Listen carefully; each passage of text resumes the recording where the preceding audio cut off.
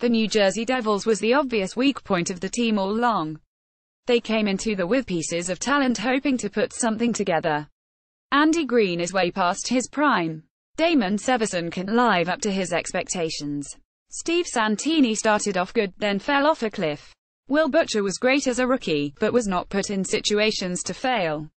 Sami Vatanen came in a mid-season trade, which made things much better, but still had major issues.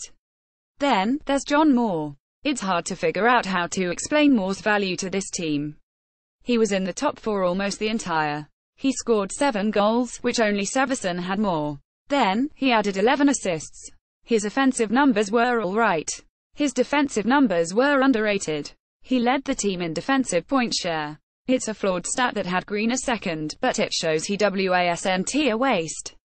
He blocked 105 shots, second on the team.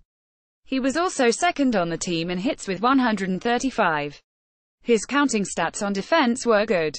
However, statistics are only one part of hockey. Moore made some major mistakes at the worst times.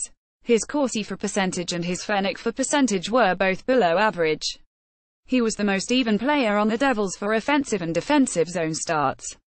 Everything about him seemed average. Moore from pucks and pitchforks average is great for a player making the minimum, but Moore will make much more than that.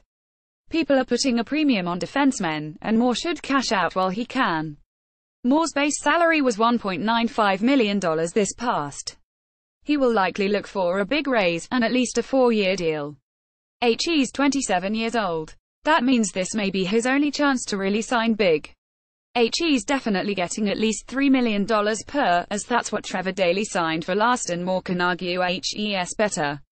I think he will push more towards a Chris Russell-type contract which pays $4 million over 4 years with a modified no-move clause.